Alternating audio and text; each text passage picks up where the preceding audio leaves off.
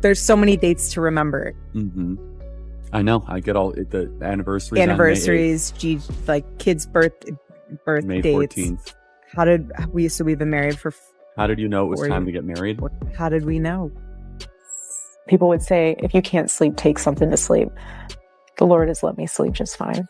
And I don't know how the executives over at Turning Point USA sleep at night. So, while so many people who never met Charlie Kirk are lying awake trying to figure out the truth behind the incident, his widow, Erika, is sleeping very well. And it seems now we understand why. According to rumors, just days before Charlie Kirk filed for divorce from Erika, Charlie's private diary pages suddenly appeared online, and they suggested that he had discovered some unclear things in his wife's past. By now, you've probably heard a number of theories about Charlie and Erika's marriage. From claims that Erika was just a bait planted in Charlie's life by some TPUSA donor, to allegations that she was involved with a mysterious elite group that wanted to hide the client list that Charlie demanded be made public. But these newly leaked receipts completely upend everything we believe to be true about them. And it may also explain why Erika was able to move on so quickly, even forgiving the person allegedly involved in the incident that turned Charlie's life around. And then she said something that stopped everyone in their tracks. And I've never felt that. I'm not angry with God. Never have been. Never have I questioned, why, Lord, are you putting me through this? Why are you testing me? Why are you... Because God is so good and he's so sovereign. I could have never forgiven Tyler Robinson for whatever part he played in this. And obviously I'm saying whatever part he played in this because I don't believe that he was the lone person involved. I don't even think he's the person that killed Charlie Kirk. That one line, so gentle yet so full of meaning, sparked all the theories that had been simmering in the background. I don't even think that was the person who directly caused the events that led to Charlie Kirk's departure. Okay, let's get into the divorce rumors. A TikTok account posted a viral video claiming that Candace Owens accidentally leaked evidence that Erika Kirk had filed for an annulment just days before Charlie's incident.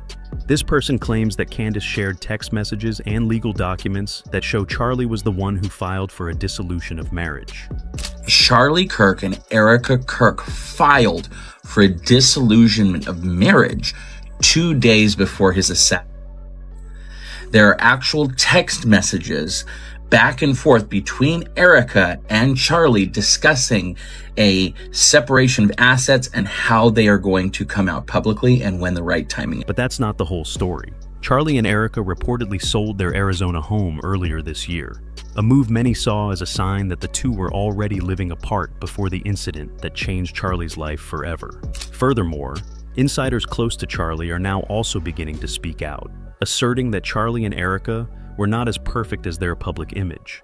According to them, there were many tense arguments behind the scenes that no one knew about. One source said that in the months before Charlie left, Erika had virtually replaced him in TPUSA, acting as if he was no longer the center of the organization. Every time Erika got involved in a Turning Point event, something felt off. People got pulled from their posts for no clear reason, replaced with names nobody recognized. What most people don't realize is that Erika had already started acting like CEO before Charlie even died. She was giving orders, making executive calls, speaking for the organization in ways that made all of us uncomfortable. Charlie would try to intervene and she'd just talk over him, like he didn't even matter anymore. But according to the story, Erika often spoke over him, as if his voice no longer held any weight. And then there was the awkward video, the moment Charlie asked Erika about their wedding day, and she completely froze.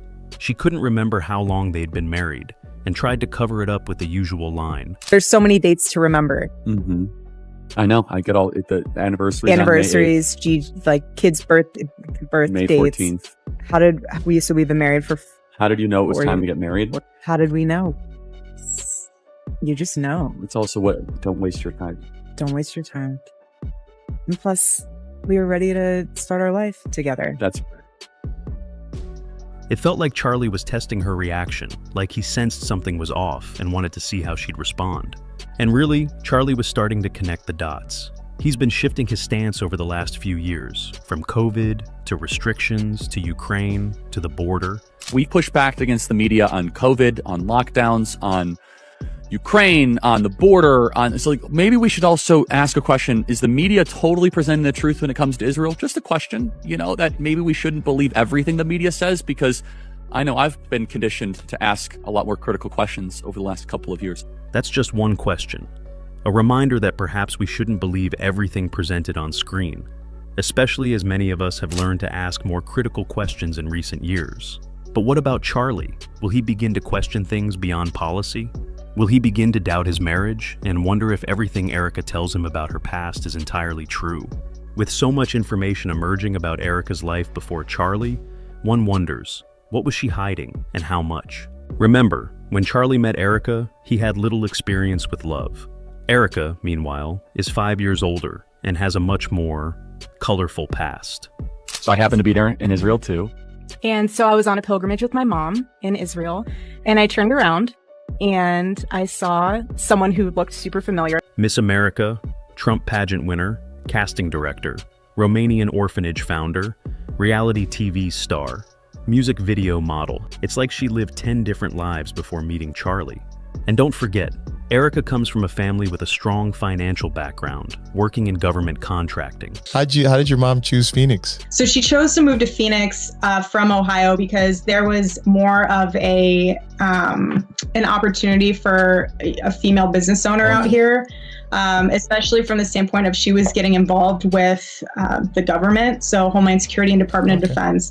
And so she had other business partners that were out here that were already in that industry. Her family also received a plaque in Jerusalem for their work on the restoration of the Zion Gate. Details like these complicate the story and make us wonder if everything Charlie believed in the first place was the whole truth. And when it comes to the honeymoon theory, there's an interesting detail that many people haven't noticed. Charlie coincidentally met Erika, who would later become his wife, right before TPUSA officially arranged their first date. That has many people wondering, was this fate or a carefully planned coincidence? And in the snake of the ticket line was a guy who looked very familiar. I had no idea who he was. And I told my mom, this guy looks so familiar. And as a typical mother, she said, go and say hi. No, we were late for our flight, and I'm not going to come off like a crazy person that's just weird. That ended up being Charlie. Charlie, a random moment, or is it part of a larger puzzle, one where nothing is truly random? And as rumors of the honey theory, the chosen one, or the intentionally placed in Charlie's life grew, people began to notice something more important. Erika rarely, or almost never, mentioned the issues that Charlie cared deeply about, including the sensitive lists and records he had publicly called for transparency. Some asked, if Charlie spent so much time talking about the lists that needed to be cleared, why did the issue largely disappear from Erika's messages after he left? Since Charlie's death, Erika has often said that she wanted to pick up where he left off, that she wanted to continue telling the truth. But longtime followers sensed something was off. Charlie's message then and Erika's message now were not the same. Some say it's just a difference in style. Others believe it's a difference in goals. And there are many who think Erika is telling a completely new story, one that she controls and no one can argue with. Meanwhile, the internet continues to dig up every little detail, the chance meeting, the planned dates, the topics that Charlie cares about but Erika avoids, and the promise that she will continue the journey of telling the truth while the questions are never answered. So what is the truth? A natural encounter or a pre-planned path? A sincere promise or a new story being rewritten? That question still has no end. I will make sure that I don't stay silent. I'll keep speaking the truth. That was the statement many believe Charlie left behind, a promise that he would never turn his back on the big questions he was pursuing. But immediately, the bigger question arose. Was Erika really following through? Was she telling the truth about the lists that Charlie himself had publicly called for clarification? Charlie did not just mention the list vaguely. He spoke about it clearly, directly, and with determination.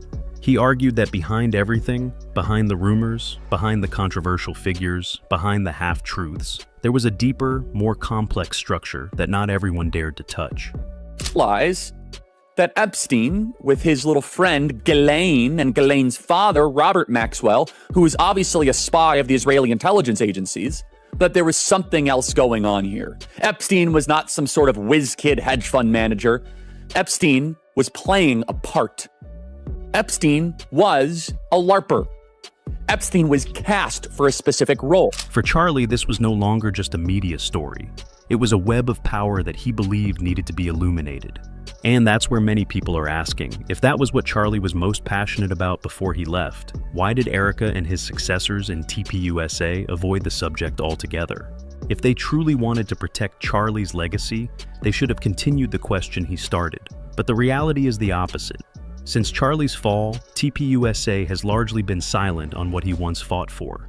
They have shifted gears, changed priorities, and focused on content that pleased their donors rather than pursuing the truth. So Charlie Kirk's wife, who the day Charlie Kirk was murdered, I said I felt for, I still do, for her and her kids, she's grifting now. Charlie Kirk is worth tens of millions of dollars. That's a fact. That's not an opinion. And his wife is going on social media and asking people for donations and money. What is she doing? Other than grifting, what else would you call that? If you're going to get donations, why wouldn't you use it for something like, I don't know, helping the homeless, doing something about those that are mentally ill, for example? There's so much you could do with these donations and money that can help society. Instead, she's going to be using it for herself. And I say to myself, your husband was worth tens of millions of dollars. Why are you grifting and asking for money before your husband is even 6 feet underneath the ground? I find this distasteful and I find it disgusting. Some feel like Charlie's legacy is being reshaped, not to honor him, but to suit the interests of a few influential individuals within the organization. Some even say that TPUSA is completely remaking its public image, while Charlie's warnings are being pushed aside. The latest example is the Florida branch of TPS, which abruptly censored and removed a large number of members from its internal chat group. The official reason given was inappropriate language, but according to the members who were removed, what they did was simply ask the same questions Charlie himself asked when he was alive. Why isn't the list public? What's really going on? Who's controlling the message? If this is a topic Charlie once held dear, why have his successors banned any discussion of it? Longtime observers say there are two possibilities. Possibility 1. Erika truly believes she is protecting Charlie's legacy in her own way, by keeping her cool, by avoiding conflicts she deems too dangerous or too sensitive. Possibility 2. There are interests behind the scenes, interests that Charlie has gotten too close to, and keeping quiet is the safest option for those who continue to run the organization. It's also impossible to ignore the fact that Erika increasingly appears in the public eye as a leader, a spokesperson, a coordinator, as if she were being groomed to take Charlie's place once he's gone. The discrepancy between what Charlie said and what Erika is saying is too great to be overlooked. One side asks questions. One side avoids questions. One side wants to shed light on the entire network. The other side chooses to shut down the conversation. So, what's the truth? Who is protecting Charlie's legacy and who is manipulating it to suit their own interests? That question still hangs in the air, unanswered. And this is where the royal spotlight digs in. And when they say hate speech, what they really mean is students who dare to ask questions. Tucker Carlson supporters who want to know the truth about the client list, about the huge amounts of tax money that are being moved offshore without any transparent explanation. From there, things start to get more ambiguous than ever. Ben Shapiro, who has been Charlie's media ally for years, is now firing back at Charlie's followers for asking questions about the list. He claims that he's attempting to crack down on illegal immigration. On a list of American priorities by the polls, the Epstein-Maxwell case comes in pretty close to zero, just on a list of priorities.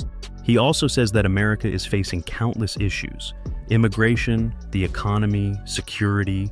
So the Epstein and Maxwell story is almost unimportant. But this is completely at odds with everything Charlie has said. This is more than just a scandal.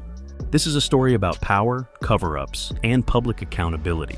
And now that Erika is CEO of TPUSA, she has stopped talking about it. Not a word, not a single mention of what her husband fought so publicly before he left. Candace and Owens also pointed out something even more strange. People who are considered close friends of Charlie and Erika at TPUSA seem completely uninterested in clarifying the details surrounding the October 10th incident. They are mostly evasive, silent, or speaking in generalities as if the matter is over. But for many, it is just beginning. And I don't know how the executives over at Turning Point USA sleep at night. Okay. I don't know how you can present yourselves as a Christian organization and not be dedicating yourself to the truth. No matter what the cost is, you tell the truth. That's it. Okay. You don't hide it. You don't try to obfuscate it. You don't try to say, well, wait until the memorial event before we start looking into who murdered. You tell the truth and you tell it immediately. And I don't think they're capable of doing that. And I have an idea as to why that is. I think the same people that were pressuring Charlie are pressuring them. In fact, I know that for a fact. And then the biggest question arises. If they are truly innocent, why don't they want it all cleared up? Tucker Carlson's student supporters continue to ask questions on forums. Who was really behind the list? Why was it never made public? And why was Charlie the only one in his group who dared to speak about it? Many cannot understand why TPUSA, the organization Charlie built, would disregard an issue that its founder himself believes is at the core of the fight for transparency.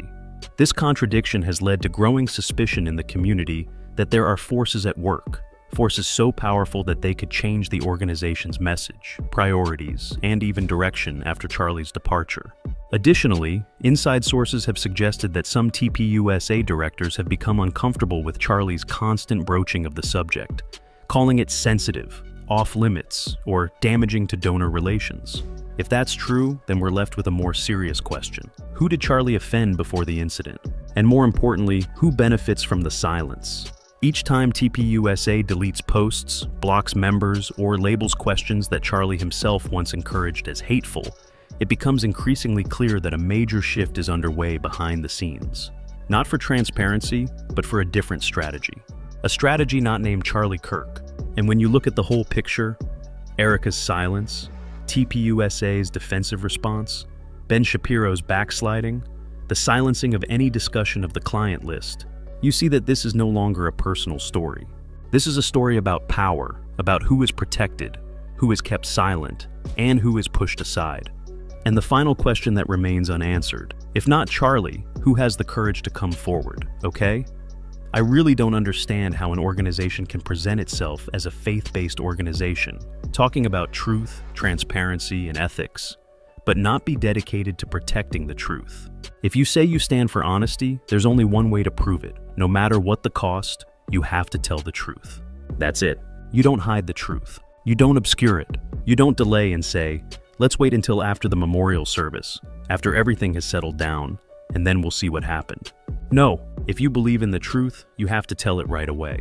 And frankly, I don't think they have the capacity to do that. I know that sounds harsh, but I've been watching them for a long time. I think the people who pressured Charlie are now the people who pressure them. The reality is, and I say this with certainty, there are forces at work behind the scenes that many people don't see. Forces powerful enough to guide the narrative, shape the message, and even shape how they respond to the founder's own grief. So, whether or not the divorce rumors are entirely accurate, there are too many anomalies surrounding Erika and TPUSA to dismiss them all as everyone grieves differently. No, it's much deeper than that. And everyone feels it. In case you missed it, Erika just accepted the Charlie Kirk Legacy Award, a prize given to honor her husband's own legacy. The moment she stepped onto the stage, the entire room applauded. The lighting was beautiful. The cameras were focused on every expression on her face. And then the most controversial thing happened. She tried to cry, but there were no tears. Not one, not a slight tremor, not a choking moment. Just expressiveness, no real emotion. And that sent the internet into a frenzy, because this wasn't the reaction of someone who had just suffered a serious loss. It was like a performance, beautiful, staged, and calculated to elicit sympathy without any real sign of sadness. Ladies and gentlemen, please welcome Erika Kirk. It was very confusing, very rehearsed, and far from real pain. But here's the chilling part. People who knew Charlie, people who worked alongside him for years, say this was not the Erika Charlie loved, not the warm woman Charlie described in the podcast, not the partner he protected. They say that months before the incident, Erika had changed. She began giving orders. She spoke for Charlie. She acted as if she were the head of the organization, even when Charlie was still there. And when Charlie tried to intervene, she talked over him as if his voice had lost its value. That stunned many people, because the way they told it, Charlie had begun to question. Not just about politics, about the media, about the world, but about his own marriage. He sensed something was wrong. He felt something was wrong. You can see that in his last podcast episodes, where he started talking about questioning certainties. So what's the big question now? Is TPUSA's silence and Erika's theatrical appearance a sign that they're defending the truth, or something else entirely? And if the people who pressured Charlie are also pressuring them, as many believe, then that means this story is about more than just marriage or internal organization. It's about power, influence, and a truth that too many seem to be holding back. And as always, we'll be watching every change, every detail, every whisper, every little sign, until the final picture emerges. So, what does all this really say about Charlie and Erika's marriage? Well, from the outside, Charlie might have believed he was marrying for love, a genuine, fateful love, one rooted in faith and ideals. But when you look at the relationships, the circles, and the powerful figures around Erika's family, you realize they're not playing the same game. No one in those circles marries for emotion. They marry for political power, control, and image. These are marriages built as a strategy, not a celebration. And now, as each layer of mystery is peeled back, more and more people are beginning to believe that Erika may not have been a random partner in Charlie's life, but rather a factor brought into the right place at the right time, in the right circumstances, for the right purpose. A carefully chosen place. An image keeper is trained to fit into an ambitious political space. This may sound harsh, but look at the model. Erika comes from a family of government contractors tied to security agencies and programs. She has worked in the media, beauty, reality TV industries. She has the ability to perform flawlessly in front of the camera. She has a deep network of relationships, from religion to media to international projects. All of these elements are not common in a normal relationship. They are the signs of a strategic piece. And when Charlie is in the frame, when he fits the image they want to build, everything seems to go smoothly. He is a strong, passionate, well-liked, influential voice. Such a person is useful, as long as he goes in the right direction. But then, according to sources and leaked notes, Charlie began to change. He began to question. He began to seek answers for himself. He began to suspect things he had never questioned before. And for those who pursue power, a key figure out of line is troubling. But here's the biggest question. Was Charlie just part of the plan all along? A pawn? A face brought in at the right time? Or did he discover something they never thought he would? Because when someone begins to suspect, they begin to see things differently. Every word, every meeting, every behavior of the person around them. It's possible that Charlie began to realize that there were things in his marriage that weren't what he thought they were. Stories of the past, relationships that weren't explained, Erika's actions in meetings, at events, and within TPUSA. And when personal notes leaked that Charlie had doubts, had questions, had felt distance, the community began to see the story in a different light. It wasn't a love-at-first-sight romance anymore. It was a structure that had been built, and possibly orchestrated. So what else were they hiding? That's the question everyone is asking now. Because every day that passes, a new piece of information emerges. A recording, an email, a conversation, a moment resurrected from the past. And each piece doesn't make the story any clearer. On the contrary, it makes it all darker, deeper, more unpredictable. Those who believed this was a personal tragedy now realize that it may involve many more layers of power. Those who believed Erika simply wanted to continue her husband's legacy now begin to question the real reason. Those who believed TPUSA would protect the truth now find themselves avoiding, keeping silent, and covering their tracks. Maybe Charlie accidentally saw too much. Maybe he discovered something going on behind the scenes. Or maybe he simply no longer fits the role they prepared for him. According to public sources, this story is attracting attention in the online community. We only report what is of interest to the public, without any intention to confirm or speculate about anyone's private life. All information is for entertainment and commentary purposes only. Whatever it is, this story has gone beyond anything we ever thought possible. And in the style of every story on the Royal Spotlight, where there is a moment of silence, there is something bigger at work.